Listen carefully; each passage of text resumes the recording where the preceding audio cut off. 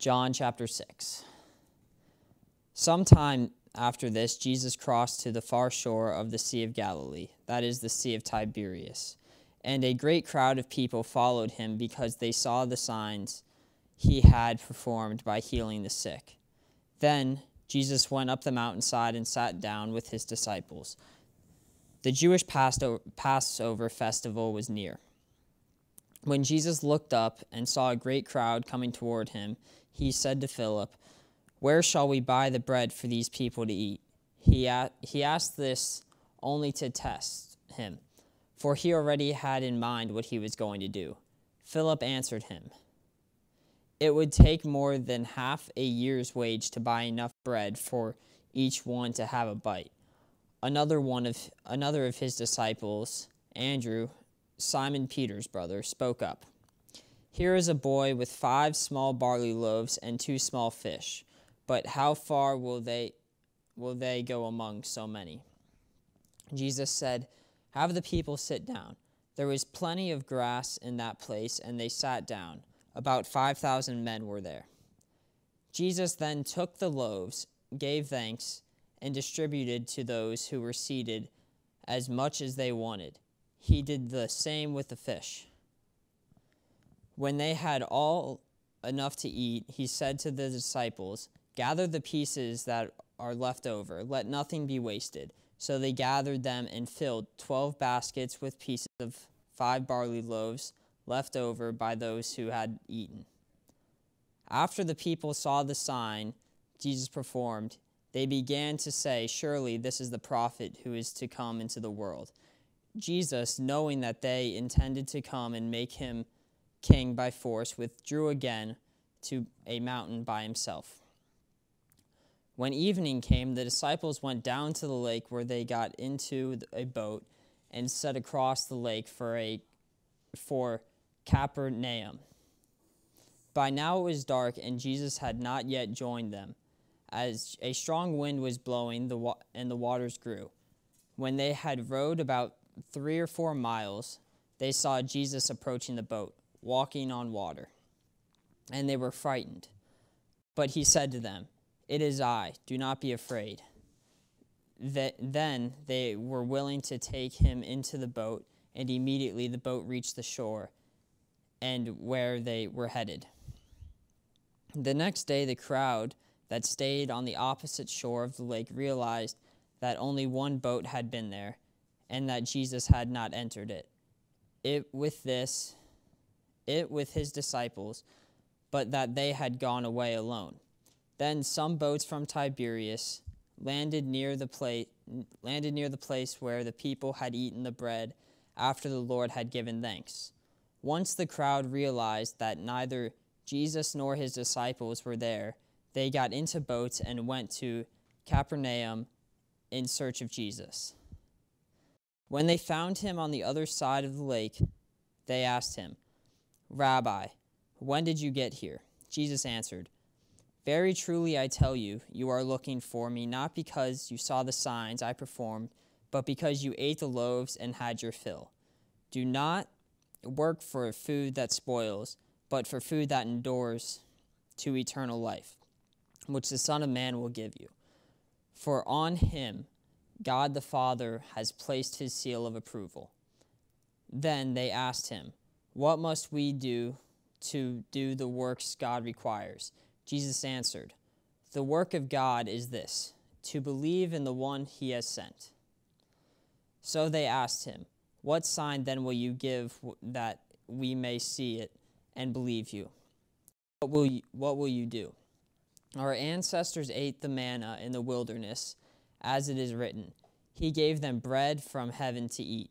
Jesus said to them, "Very truly I tell you, it is not Moses who has given you the bread from heaven, but it is my Father who gives you the true bread from heaven. For the bread of God is the bread that comes down from heaven and gives you life to the world." "Sir," they said, "always give us this bread." Then Jesus declared, "I am the bread of life. Whoever comes to me will never go hungry, and whoever believes in me will never be thirsty. But I told you, you have seen me, and still you do not believe. All those the Father gives me will come to me, and whoever comes to me I will never drive away. For I have come down from heaven, not to do my will, but to do the will of him who sent me. And this is the will of him who sent me, that I shall lose none of all those he has given me, but raise them up just as at the last day. For my Father's will is that everyone who looks to the Son and believes in him shall have eternal life, and I will raise them up at the last day. At this, the Jews there began to grumble about him, and because he said, I am the bread that came down from heaven. They said, it is not Jesus, the son of Joseph, whose father and mother we know. How can he now say, I came down from heaven? Stop grumbling among yourselves, Jesus answered.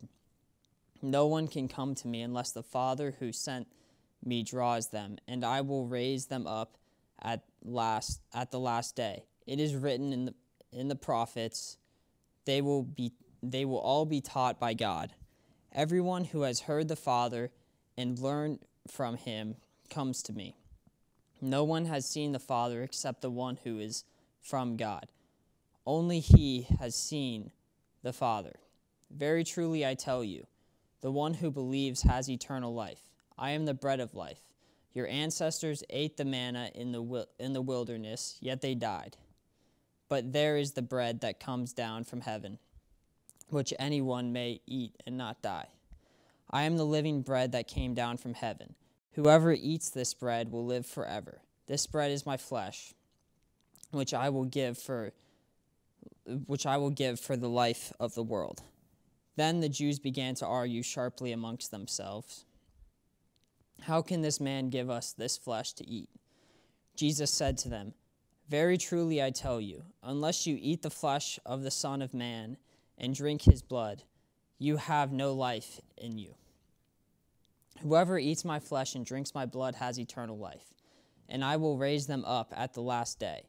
For my flesh is real food, and my blood is real drink. Whoever eats my flesh and drinks my blood remains in me, and I in them. Just as the living Father sent me, I live because of the Father. So the one who feeds on me will live because of me. This is the bread that came down from heaven. Your ancestors ate manna and died, but whoever feeds on this bread will live forever. He said this while teaching in a synagogue in Capernaum. On hearing it, many of his disciples said that this is hard teaching. Who can accept it? Aware that his disciples were grumbling about this, Jesus said to them, does this offend you? Then what if you see the Son of Man ascend to where he was before? The Spirit gives life, the flesh counts for nothing. The words I have spoken to you, they are full of spirit and life. Yet there are some of you who do not believe. For Jesus had known from the beginning which of them did not believe and who would betray him. He went on to say that this is why I told you that no one can come to me unless the Father has enabled them. From this time, many of his disciples turned back and no longer followed him. You do not want to leave too, do you? Jesus asked the 12. Simon Peter answered him, Lord, to whom shall we go? You have the words of eternal life.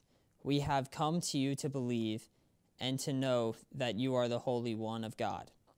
Then Jesus replied, I have not chosen you, the 12, yet one of you is a devil.